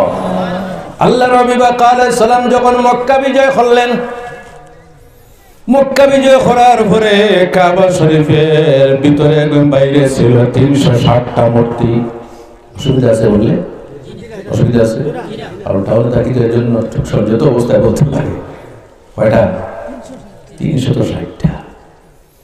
আল্লাহর হাবিবের হাতে কিন্তু সামান্য লম্বা একটা লাঠি ছিল। এই লাঠি দিয়ে আল্লাহর হাবিব আঘাত করতেছেন এবং পড়তেছেন যা আল্লাহ ওয়াজাহাকাল বাতিল ইন্নাল বাতিলা কানা যাহুকা। আমার সঙ্গে পড়েন না কেন? আপনারা আমার সঙ্গে পড়েন যা আল হক ওয়াজাহাকাল বাতিল ইন্নাল বাতিলা কানা যাহুকা। পড়তেছেন আর আঘাত করতেছেন আর ব্যঙ্গে ব্যঙ্গে পড়তেছেন। আল্লাহু আকবার। 360টা। প্রত্যেক দিন একটা পূজা করার মতো। এভাবে 360 দিনে বৎসর গণনা করত। একটা ছিল লম্বা, বেশ লম্বা, একটা রৌদ্রের, একটা বৃষ্টির, একটা শিক্ষার। অসুবিধা আছে? আমি কিন্তু কিছু রেস্ট্রিকশনে আছে কিন্তু বলতেছি আজকে। আল্লাহ নবী বলেন সঙ্গে ছিলেন হযরত আলী। আল্লাহ নবী আলাইহিস সালাম বলেন হে আলী, ওই যে লম্বা যেটা আছে সেটা কিন্তু আমার লাঠি আছে, লাঠি স্পর্শ করতে পারে না। তাই তুমি এক কাজ করো, আমি নবীজির হাতে তুমি উঠে যাও। সুবহানাল্লাহ বলে আর হাতে হযরত আলী বলেন ইয়া রাসূলুল্লাহ মাফ চাই, আপনার হাতে আমার উঠার সাহস নেই। ইয়া রাসূলুল্লাহ আমি ভালো জানি আপনার সামনে যদি কোনো মানুষ ব্যাধ করে তাহলে এত বড় পাপ হয় তার সারা জীবনের নেকি কিন্তু বরবাদ হয়ে যায়। At the moment out of Islam হয়ে যায়। ইয়া রাসূলুল্লাহ আমি আপনার হাতে উঠার সাহস রাখি না। ইয়া রাসূলুল্লাহ বরং একটা কাজ করুন, আপনি রাসূলুল্লাহ আমার হাতে উঠে যান। আল্লাহর হাবিব বলেন হে আলী, আমার যে ওজন আছে এই ওজন বহন করার মতো ক্ষমতা তোমার মধ্যে নেই। আল খাসাইসুল কুবরা হাদিস লিখিত আছে আল্লাহ নবী আলাইহিস সালাম বলেন ইন্নী উতিতু কুওয়াতা 40 রাজুলান, আমি এমন নবী যে নবীর মধ্যে আল্লাহ সুবহানাহু ওয়া তাআলা জান্নাতি 40 জন মানুষের শক্তি রেখেছে। এটা নবীর ভিতরে জান্নাতি কতজন মানুষের শক্তি? আর জান্নাতি একজন মানুষের মধ্যে দুনিয়ার 40 জন মানুষের শক্তি থাকে। আল্লাহু আকবার। এই যে 11 জন বিবি রাসূলুল্লাহ গ্রহণ করেছেন তার তো কোনো কিছু নাই। যে ব্যক্তির শরীরের মধ্যে প্রায় 1000 মানুষের শক্তি থাকে সেই ব্যক্তির জন্য 11 জন নাথিং, কোনো কিছু নয়। ঠিক কিনা আমার ভাইরা? আল্লাহ নবী বলেন হে আলী, আমার ওজনটা তোমার জন্য বহন করা সহ্য করা সম্ভব না। হযরত আলী বলেন ইয়া রাসূলুল্লাহ একবার ট্রাই করে দেখি। জি একবার এটা জোরে আওয়াজ দেন না, ট্রাই করে দেখি। আল্লাহর হাবিব বলেন ঠিক আছে তুমি বসো, আমি হাত দিয়ে একটু তোমার গাড়ে চাপ দিই। হযরত আলীর গালের মধ্যে নবীজি হাত দিয়ে যখন চাপ দিলেন হযরত আলী বলেন ইয়া রাসূলুল্লাহ আমি বুঝতেছি আমার দরটা হাত ভেঙে যাবে। নবুয়তির ওজন, আল্লাহু আকবার, জোরে বলেন নবুয়তির ওজন এত ভারী। তাই হে আলী আমার হাতের উপর তুমি উঠে যাও। আল্লাহর নবী সাল্লাল্লাহু আলাইহি সাল্লামের শরীর মুবারকের সঙ্গে কোন মানুষ যদি স্পর্শ করে তাহলে সেই ব্যক্তির জন্য দুজকের আগুন হারাম হয়ে যায়। সুবহানাল্লাহ। উহুদের বদরের যুদ্ধের মধ্যে আমার দিকে দেখো, বদরের যুদ্ধের মধ্যে আল্লাহ রাব্বুল আলামিন সালাম দেখতে পেলেন একজন মানুষ লাইন থেকে সামনের দিকে অগ্রসর হয়ে গেছেন। আল্লাহর হাবিবের হাতে ছোট্ট লাঠি ছিল। আল্লাহর হাবিব একটু কুসা মারিয়ে বললেন, হে সাহাবী, তুমি সামান্য পিছনে সরো, সামান্য পিছনে সরো। ওই সাহাবী একটু সুযোগ পেয়ে গেলেন, ইয়া রাসূলুল্লাহ, আপনি যে আমার পেটে কুসা মারছেন, আমি অত্যন্ত দুঃখ পেয়েছি। এইরকম কুসা মারলে কেউ দুঃখ হইবে? এটা জুড়াবাজ দিলে কেউ দুঃখ হইবে? কিন্তু ওই সাহাবী বলতেছে, আমি অনেক দুঃখ পেয়েছি ইয়া রাসূলুল্লাহ। তো আল্লাহর হাবিব বলেন, তোমার ইচ্ছা কি বদলা? তোমার ইচ্ছা কি বদলা নেবে? ওই সাহাবী বলতেছেন, না, বদলা নিব। হযরত আবু বকর সিদ্দিক রাদিয়াল্লাহু তাআলা আনহু বলতেছেন, হে সাওয়াত, আজকে তুমি নবীজির শরীরের মধ্যে কুসা মারবে, আমি কিন্তু সহ্য করতে পারবো না। হযরত ওমর ফারুক রাদিয়াল্লাহু তাআলা আনহু বলেন, হে সাওয়াত, নবীজির শরীর মুবারকে কুসা মারবে, আমি কিন্তু সহ্য করতে পারবো না। আমার শরীরে তুমি 100টা কুসা মেরে তুমি বদলা নিয়ে নাও। হযরত ওমর বলেন, আমার শরীরে 1000 বার কুসা মেরে বদলা আঘাত নিয়ে নাও, কিন্তু রাসূলুল্লাহর শরীরের মধ্যে তুমি আঘাত দিও না। আল্লাহু আকবার।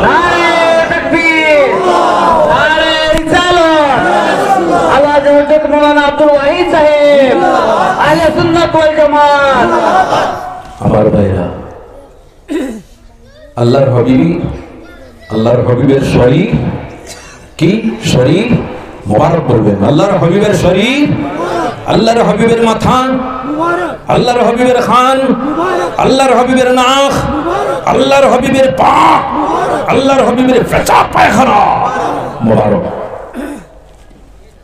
কিন্তু ওই সাহাবী বলতে লাগলেন, না, কুসা তো রাসূলুল্লাহ মেরেছেন, তাই আমি যেন আপনার পেটে কুসা মারবো? আল্লাহ রাব্বি বলেন, হে সাহাবী, আমি তোমাকে পারমিশন দিলাম, আমার পেটে কুসা মেরে তুমি বদলা আদায় করে নেও। ওই সাহাবী বলতে লাগলেন, ইয়া রাসূলুল্লাহ, আপনি যখন আমার পেটে লাঠি দিয়ে আঘাত করলেন, তখন কিন্তু আমার পেটে কোনো কাপড় ছিল না। তাই আল্লাহর হাবিব বলতেছেন, ঠিক আছে, আমার পেট থেকে আমি কাপড় সরে নিলাম, আমার পেটে আঘাত করে আমার হাতের লাঠি দিয়ে তুমি বদলা আদায় করে নাও। আল্লাহর হাবিব আলাইহিস সালাম পেটটা খুলে দিলেন।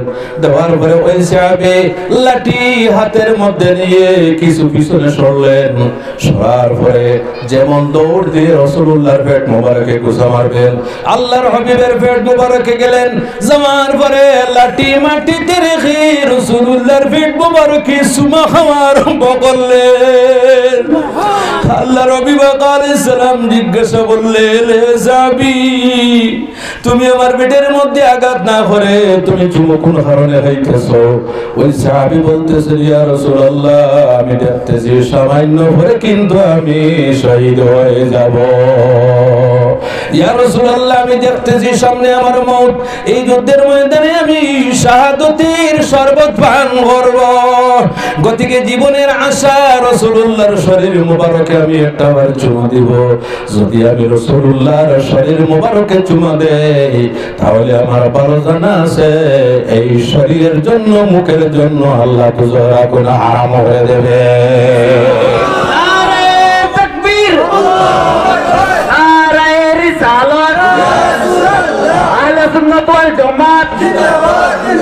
আব্দুল ওয়াহিদ সাহেব জিন্দাবাদ। লাউ সালাম শুভেচ্ছা চান্দবাসীর পক্ষ থেকে, লাউ সালাম শুভেচ্ছা লাউ সালাম শুভেচ্ছা সুন্নি জামাত যেখানে আমরা আছি সেখানে, যেখানে আমরা আছি যেখানে, সুন্নি সমাজ সেখানে। আলহামদুলিল্লাহ।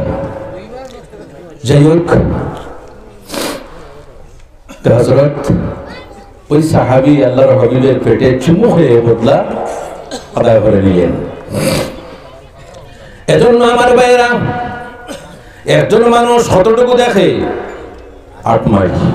আমি জিজ্ঞাসা করবো, লজ্জিত করার জন্য নয়, আপনাদের মনে স্মরণ আছে কিনা তা জানার জন্য। একজন মানুষ কতটুকু দেখে? 8 মাইল। হযরত আলী রাদিয়াল্লাহু তাআলা আনহু আল্লাহর হাবিবের খাদে উঠে গেলেন, আর ওই যে লম্বা মূর্তি যেটা ছিল সেটা কিন্তু ভাঙতে লাগলেন। আল্লাহর হাবিব আলাইহিস সালাম হযরত আলীকে ফয়েজ দিতে লাগলেন। সুবহানাল্লাহ। হযরত আলী কার খাদে? রাসূলুল্লাহর খাদে। হযরত আলী যখন আল্লাহর হাবিবের খাদে উঠলেন, ওঠার পরে ওই মূর্তিটা কিন্তু ভেঙে ফেললেন। আল্লাহর হাবিব বলতেছেন, হে আলী, তুমি এখন কতটুকু দেখতেছো? হযরত আলী বলেন, ইয়া রাসূলুল্লাহ, দেখা তো দূরের কথা, আপনি যদি পারমিশন দেন তাহলে আল্লাহর আরশ পর্যন্ত আমার হাত পৌঁছবে। ইয়া রাসূলুল্লাহ, যদি আপনি অনুমতি দেন তাহলে আল্লাহর আরশে আমি হাত দেই। এজন্য আমার ভাইরা, ভালো মানুষের সঙ্গে যদি মানুষের সম্পর্ক হয়ে যায় তাহলে হাতের মধ্যে শক্তি সৃষ্টি হয়ে যায়, হাতের দাম বেড়ে যায়, চোখের দাম বেড়ে যায়, ব্রেইনের ফাংশন বেড়ে যায়, পায়ের দাম বেড়ে যায়। গতিকে এই পৃথিবীর মধ্যে মানুষ মানুষের কাছে পত্র লিখে, চিঠি লিখে, কিন্তু কোনদিন শুনেননি এই পৃথিবীতে একজন সত্তা আছেন যিনি একটা নদীকে চিঠি লিখেছিলেন। আল্লাহু আকবার। সেই সাহাবীর নাম হযরত ওমর ফারুক রাদিয়াল্লাহু, এটা যদি বলেন রাদিয়াল্লাহু তাআলা আনহু।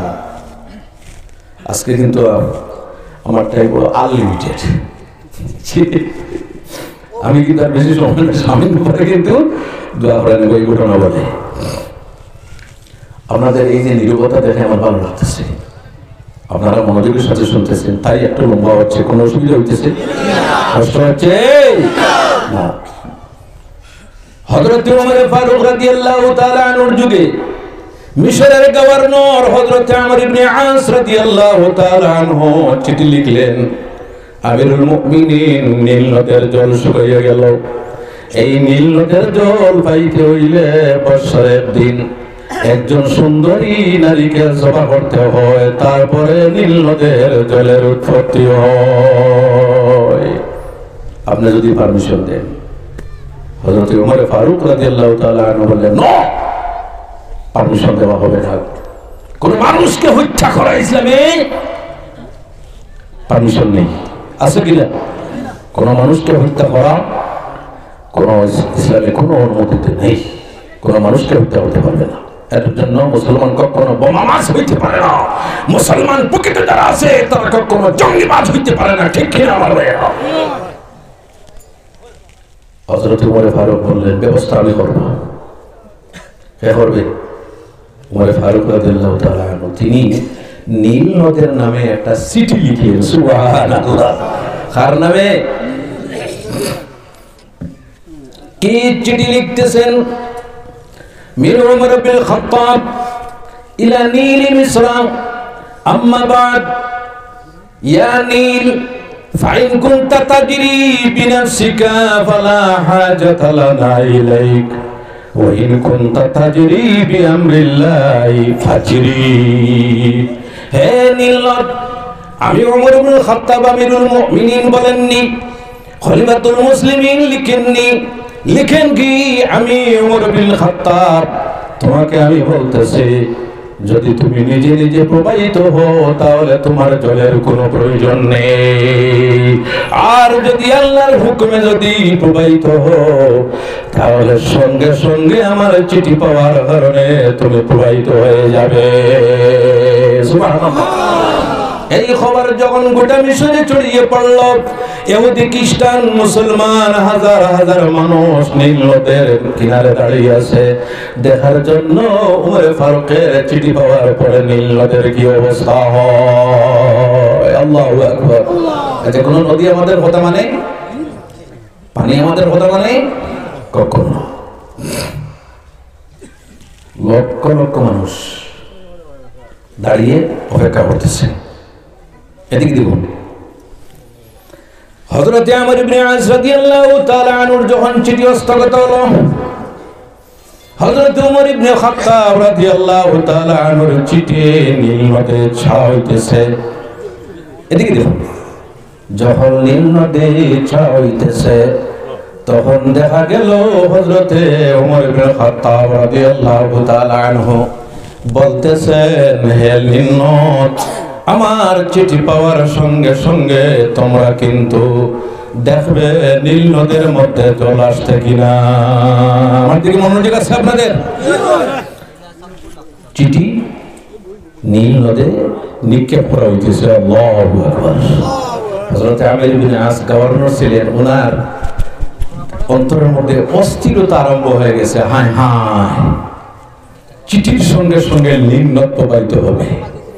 দেখা গেল আমার ভাইয়েরা, ওমর ফারুকের চিঠি যখন নীল নদে নিক্ষেপ করা হলো, নিক্ষেপ করতে দেরি, এই চিঠি পৌঁছার সঙ্গে সঙ্গে নীল নদে যেমন জোয়ার আরম্ভ হয়ে গেছে।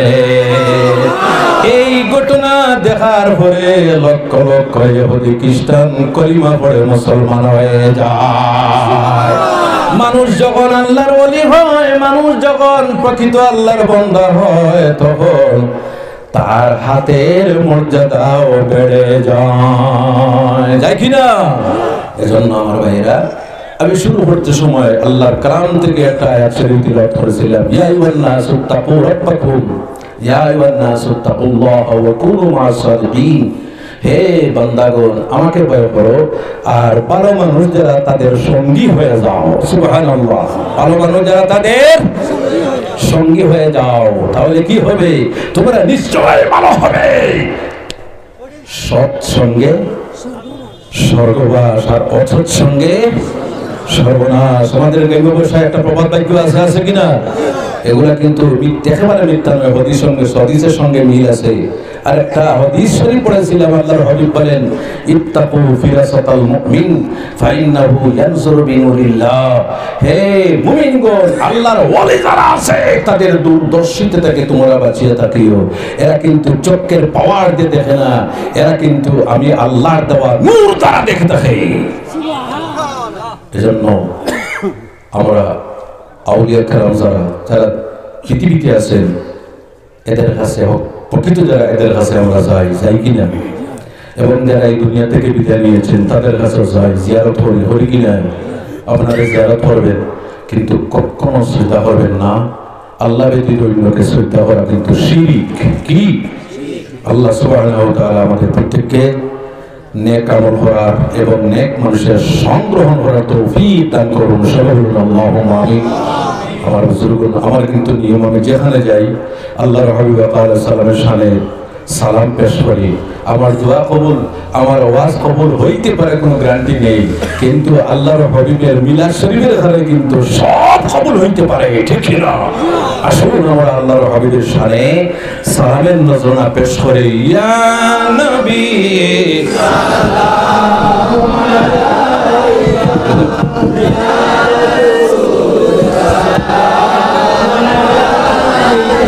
ইয়া হাবিব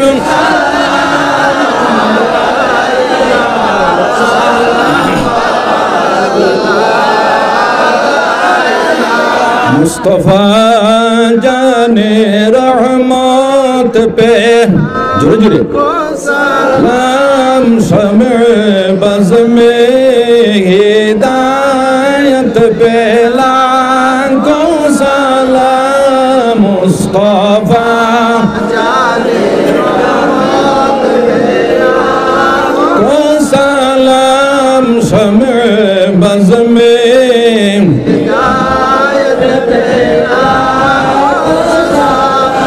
सोहानी गाड़ी चमका तैबा का जा, जिस सोहानी गाड़ी चमका तैबा का चांद, उस दिल फरोज सात पेला को सलाम मुस्तफा जाने रहमत पेला को सलाम शम्अ बज़ में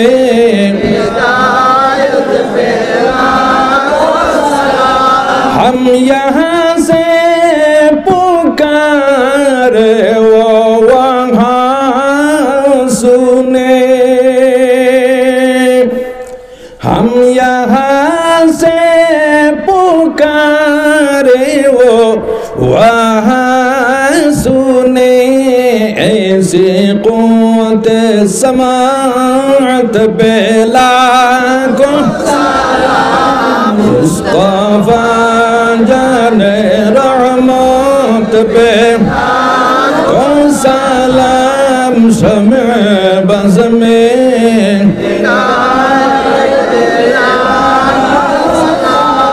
डाल दी क़ल्ब में अज़मते मुस्तफ़ा, डाल दी क़ल्ब में अज़मते मुस्तफ़ा। सय्यदी आला हज़रत पे मुस्तफ़ा जाने लाखों सलाम। शम्अ बज़ में लाखों सलाम। शम्अ बज़ में लाखों सलाम। शम्अ बज़ में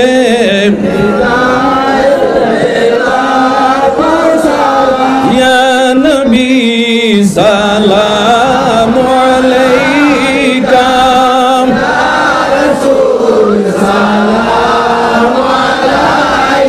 या हबीब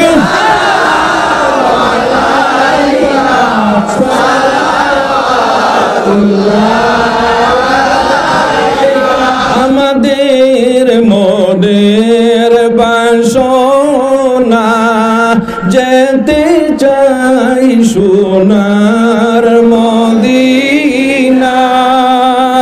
কোন পথে হইব রওয়ানা বলে দাও শাহে মদিনা।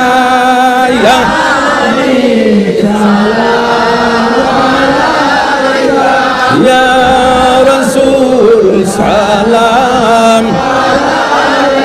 या हबीब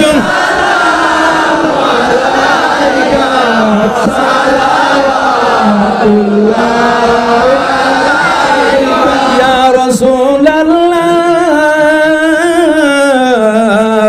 व या हबीब अल्लाह। नबीजी আপন জানিয়া মিলাদে হাজির হইয়া দেখাও না পর্দা উঠাইয়া দেখিব নয়ন বরিয়া।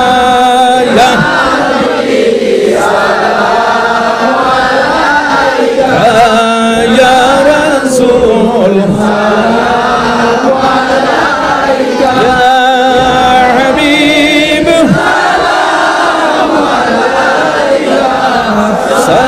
सलावतुल्लाह या रसूल अल्लाह व या शफी अल्लाह। नबी মদিনা হতে উম্মতদের পারেন দেখিতে, এই গুলাম কবরে রাখিতে লইবেন গো মায়ার কুলেতে।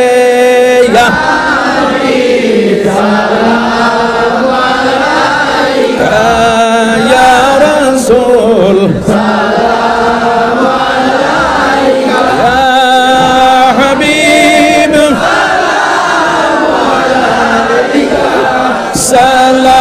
सलावतुल्लाह صل وسلم دائما أبدا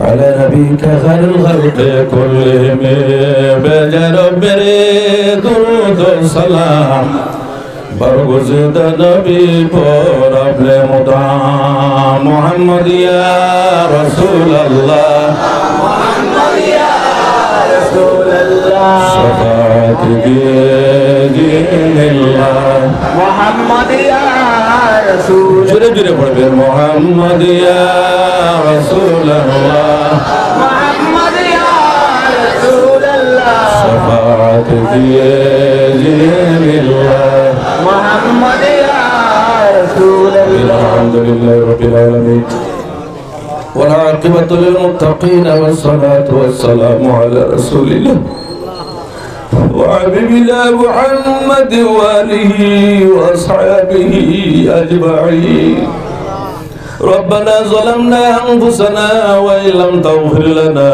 وترحمنا لنكونن من الخاسرين আরহামুর রাহিমিন আয় আল্লাহ আপনার বান্দাগণ অক্লান্ত পরিশ্রম করে প্রতি বছর দিনী মাহফিলের আয়োজন করেন আয় আল্লাহ এবছর আপনার বান্দাগণ অক্লান্ত পরিশ্রম করে প্রত্যেকের সাহায্য সহযোগিতার মাধ্যমে দিনী মাহফিলের আয়োজন করলাম আরহামুর রাহিমিন যত মানুষেরা এই মাহফিলের জন্য ইসার সাহেবের মাহফিলের জন্য সাহায্য সহযোগিতার হাত বাড়িয়ে দিল রব্বুল আলামিন তাদের সাহায্যকে আপনার কুদরতি হাতে গ্রহণ করেন আরহামুর রাহিমিন আমি নগণ্য আপনার বান্দাগণের সম্মুখে যা জানি আলোচনা করলাম যদি ভুল ত্রুটি হয় তাহলে আপনি মাওলা মাফ করে আপনার দরবারে আলিয়া মিলাদ শরীফের খাতিরে আপনি কবুল করে নাও সর্বপ্রথমে কায়নামদা হুজুর পুরনুর সাল্লাল্লাহু আলাইহি সাল্লামের খিদমতে আলী মুনার শান মোতাবেক পৌঁছিয়ে দাও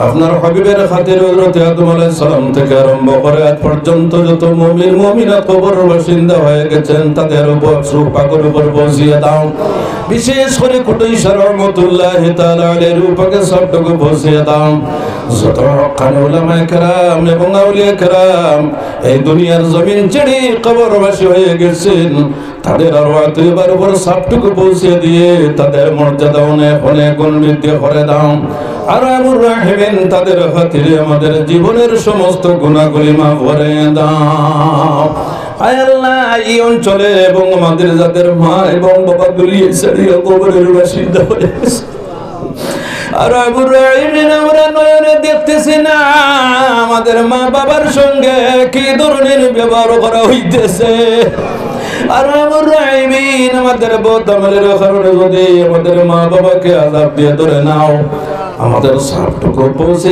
দিয়ে তাদেরকে আপনার আযাব থেকে মুক্তি দাও আয় আল্লাহ সবটুকু পৌঁছে দিয়ে তাদের কবর জান্নাতের বাগান বানিয়ে দাও আজকে সবটুকু পৌঁছার পরে তারা আনন্দিত হয়ে খোতা খঞ্জের সন্তানাদের দুনিয়াতে রাখি আইছিলাম আজকে বাজারে মাহফিল বসে আমাদের জন্য দোয়া করেছে বড় খুশি হইলাম আরহামুর রাহিমিন যাদের মা বাবা জীবিত আছেন হায়াতের মধ্যে বরকত দিয়ে দাও বেমার আজার দূর করেছে তন্দুরুস্তি নসিব ফরমাও আয় আল্লাহ আজকের ওয়াজের মাহফিলে যারা বসে আপনার এবং আপনার হাবিবের গুণগান শুনলো আয় আল্লাহ আজকে যেন আপনার রহমতের সাগরে যেন জুস আসে যায় এবং আপনি মওলা ঘোষণা দিয়ে দেও যাও আমার বান্দাগণ আমি মওলা তোমাদেরকে মাফ করে দিলাম আরহামুর রাহিমিন আমরা যারা পৃথিবীতে আছি আমাদের জীবনের সমস্ত গুনাহগুলি মাফ করে দাও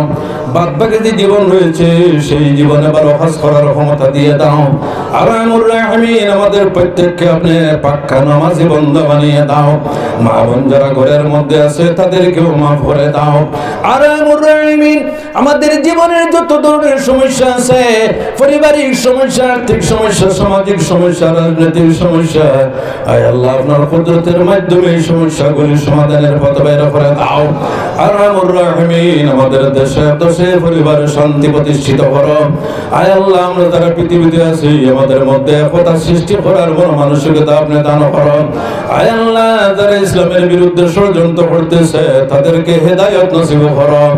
আরহামুর রাহিমিন, আয় আল্লাহ যতদিন দুনিয়াতে রাখো ইসলামের বিধান মানিয়ে চলার ক্ষমতা আপনি আমাদেরকে দান করিও। আয় আল্লাহ এই অঞ্চলের যত মুর্দেগান নতুন পুরাতন যারা কবরবাসী হয়ে আছেন তাদেরকে জান্নাতবাসী বানিয়ে দাও। আমাদের প্রত্যেকের পাপ অনটন দূর করে দাও।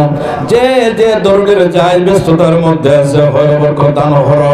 আয় আল্লাহ ভুলের কারণে গুনাহের কারণে অভাবের তলি হাতে দিয়ে মানুষের দুয়ারে দুয়ারে ঘুরাইও না।